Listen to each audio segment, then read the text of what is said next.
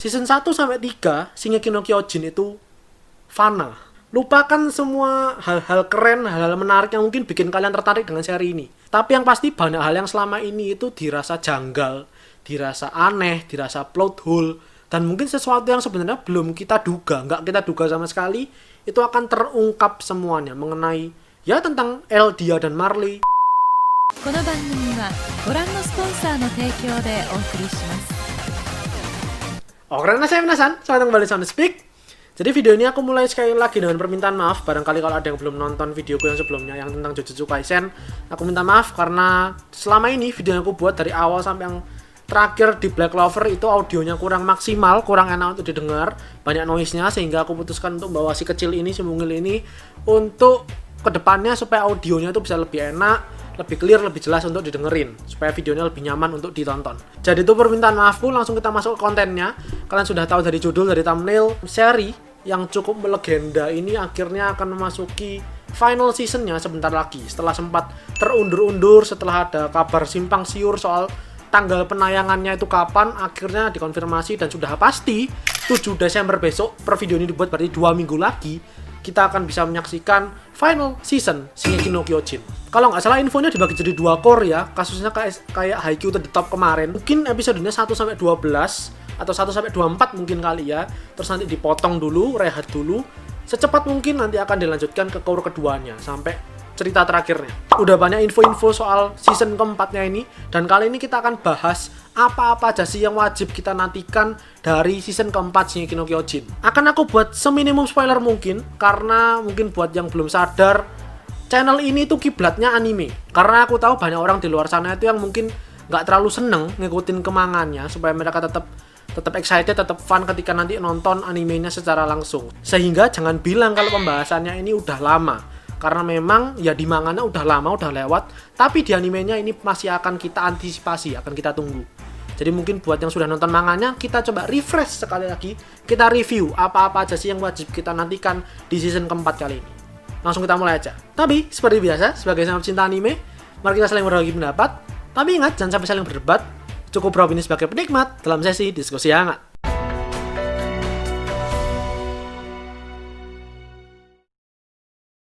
Oke, aku mulai. Tapi sebelum itu silahkan di follow official Instagramnya Sound Speak dengan nama Sound Speak juga. Di sana mungkin masih baru banget ya soalnya, jadi kontennya masih agak terbatas, cuman akan diupdate secara berkala. Di sana akan ada trailer-trailer untuk video terbaru, kemudian info-info juga tentang anime dan manga yang aktual, up to date. Kemudian juga akan ada pembahasan, barangkali kalau kita mau diskusi di sana juga bisa. Dan mungkin kalau kalian ada ide, ada aspirasi gitu ya, pengen dibahas, silakan bisa dikontak di sana. Jadi silakan di follow kalau kalian berkenan. Langsung kita mulai pembahasannya. Hal pertama yang wajib kita nantikan adalah kebenaran dunia. Jadi universe-nya Attack on Titan itu universe-nya Shingeki no Kyojin. Aku akan bilang gini dulu ya. Season 1 sampai 3 Shingeki no Kyojin itu fana. Lupakan semua hal-hal keren, hal-hal menarik yang mungkin bikin kalian tertarik dengan seri ini. Lupakan soal Survey Corps, lupakan soal tembok-tembokan, lupakan soal kehidupan ala abad pertengahan, lupakan soal alat manuver 3D, lupakan semuanya. Itu semua semu. Di season 4 kali ini semuanya akan 180 derajat berbeda. Kalau dibilang 180 derajat enggak juga sih ya. Cuman menurutku memang di season keempat kali ini ya, secara khusus itu memang bener-bener benang merahnya itu bener-bener kayak berubah gitu loh. Apa yang selama ini menjadi pandangan kita terhadap seri ini semuanya diubah total. Dan salah satunya adalah mengenai kebenaran dunia. Apa yang mungkin sudah kita tahu ya. Kita tahu kalau di akhir season 3 itu ternyata para titan yang selama ini memburu manusia di dalam tembok itu adalah orang-orang Eldia yang bisa dibilang dipersekusi, dibully, disingkirkan di negara Marley, di negeri Marley, di seberang lautan sana dengan beragam cerita-cerita rakyatnya mereka, sehingga akhirnya ras ini dikucilkan dan akhirnya diubah menjadi Titan oleh pemerintahnya. Lalu disebutkan kalau bangsa Eldia itu jahat, bangsa Eldia ini itu, bangsa Marley itu ini itu. Tapi apakah memang seperti itu? Di season 4 nanti awal-awalnya ya, mungkin di beberapa episode awal kita akan disajikan mengenai perspektif dunia, bukan dari sudut pandang Eldia, bukan dari sudut pandang Eren dan kawan-kawan atau warga-warga di dalam tembok, tapi dari luar tembok, dari seberang lautan sana, dari bangsa Marley. Kita akan lihat semua halnya itu dari perspektifnya bangsa Marley. Jadi semua akan lebih clear, dan kayak aku sudah bilang tadi, akan jadi 180 derajat berbeda dari apa yang sudah kita bayangkan, yang sudah kita nilai dari seri ini selama ini. Dalam season 4 kali ini kita benar-benar bisa dibilang kayak akan memilih pihak itu dengan pusing gitu rasanya. Mau milih Eldia tapi kok Marley-nya begini, milih Marley tapi kok Eldia-nya begini. Banyak hal yang nanti akan mulai terungkap secara real, secara detail.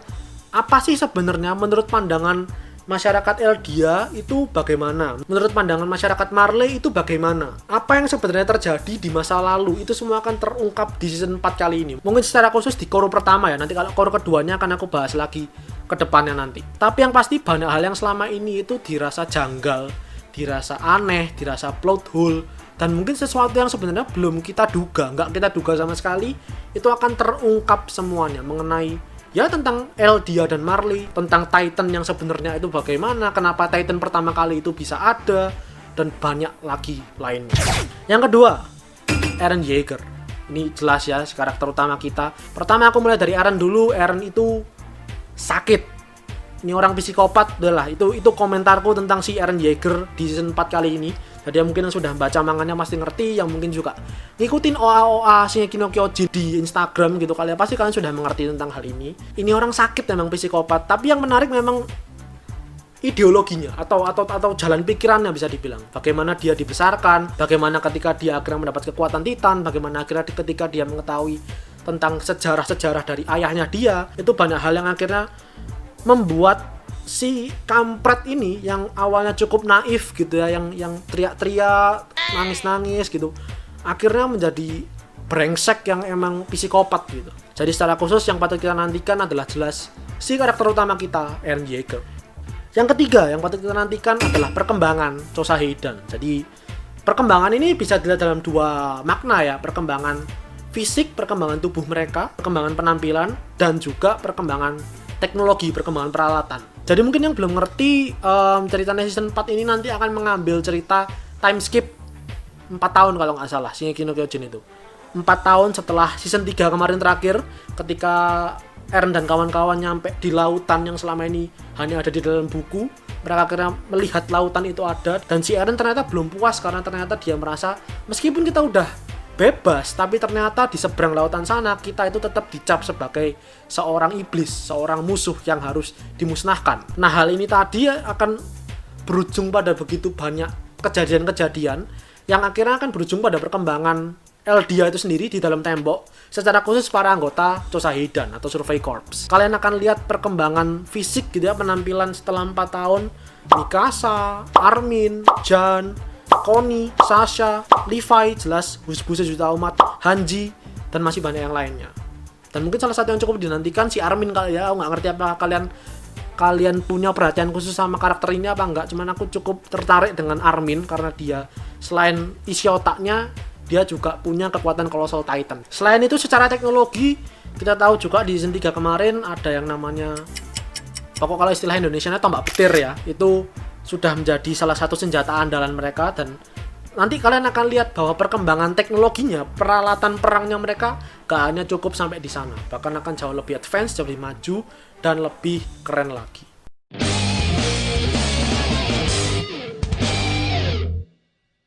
Yang keempat, asal muasal penyerangan di Shiganshina. Jadi ini kan cerita yang membuka seri ini ya. Shingeki no Kyojin kan dibuka dengan kehidupan damai Eren dan kawan-kawan ketika kecil, tapi suatu ketika ada Colossal Titan yang tiba-tiba ngintip dari atas tembok dan kemudian semuanya berubah dalam seketika. Kita tahu kalau Colossal Titan sebelumnya adalah Bertolt. Kita tahu kalau Armor Titan sebelumnya adalah Reiner. Tapi gimana caranya? Apa alasannya? Apa misinya? Apa motif mereka? Kenapa Bertolt sampai ngintip dan kemudian menghancurkan tembok? Kenapa akhirnya Reiner nerobos masuk?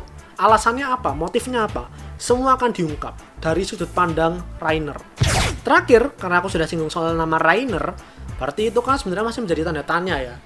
Reiner, Zeke, sama Ymir ini kemana semua? Kita tahu kalau di season 3 kemarin mereka sempat ngobrak-ngabrik rencananya Chosa Heidan untuk mengambil alih Shiganshina, sampai akhirnya Chosa Heidan luluh lantah habis bersih, masih sisakan anggotanya nggak sampai 10, dan setelah itu mereka kan kabur. Tapi kabur kemana? Mereka ngapain? Ada hal apa yang mereka sembunyikan? Apa yang masih menjadi tanda tanya besar? Semuanya akan diungkap. Satu hal yang bisa aku sebutkan adalah mungkin yang paling mencolok ya, antara season tadi aku bilang Shingeki no Kyojin season 1 sampai 3, kemudian ke yang keempat itu beda banget. Militer. Kata kuncinya itu militer. Jadi di season 4 kali ini, sedikit spoiler ya, tipis banget.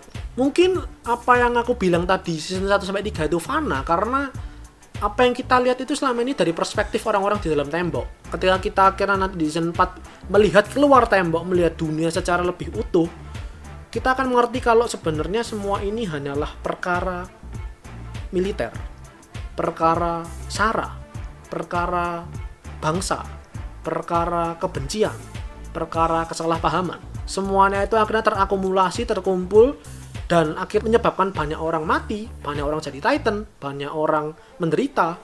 Semuanya akan terungkap di season 4 nanti. Jadi itu ya, kurang lebih beberapa dari 1 sampai 5 hal yang tadi aku sebutkan itu memang apa yang menjadi daya tarik Shingeki no Kyojin. Seri ini itu terkenal dengan kemampuannya untuk menciptakan rasa penasaran fans gitu ya, membuat begitu banyak misteri dan plot hole yang asik gitu ya untuk diteori-teorikan. Dan gak cuman itu, salah satu kejeniusan Hajime Isayama Sensei menurutku adalah kemampuan beliau untuk bisa nge-twist pikiran orang-orang, nge-twist pandangan orang untuk pertama kalian akan disajikan dari sudut pandang si A, tapi kemudian nanti seiring berjalannya waktu, cerita berjalan, kalian akan disajikan dari sudut pandang si B, dari sudut pandang si C, sehingga ceritanya lebih kompleks tapi di saat yang sama membingungkan dan bikin penasaran. Jadi itu untuk pembahasan kali ini Shingeki no Kyojin season 4. Sekali lagi aku sudah bilang kiblatku itu animenya, bukan di manganya, sehingga aku berusaha untuk menekan diri supaya nggak nge-spoil banyak hal. Nanti kalau animenya sudah jalan, sudah mulai tayang, baru coba kita bahas satu demi satu hal-hal yang menarik, atau mungkin ada kejadian-kejadian yang bisa kita perbincangkan. Silahkan di like videonya kalau kalian menyukai pembahasan kali ini, silahkan di share teman-teman kalian, para fans-fans Shingeki no Kyojin. Sekali lagi buat kalian yang sudah baca manga, ini pasti bukan hal yang baru buat kalian, jelas gitu ya, karena sekali lagi kiblatku ke animenya, tapi setidaknya kita semua bersama yang sudah baca manganya, aku pun sudah baca manganya, kita bisa refresh lagi apa-apa aja sih yang bisa kita nantikan dari seri ini di season keempatnya nanti. Silahkan berkomentar pendapat kalian gimana minasan, mungkin ada hal-hal lain yang juga keren, menarik, tapi belum aku masukkan di alasan-alasan yang tadi. Silahkan kalian taruh aja di kolom komentar.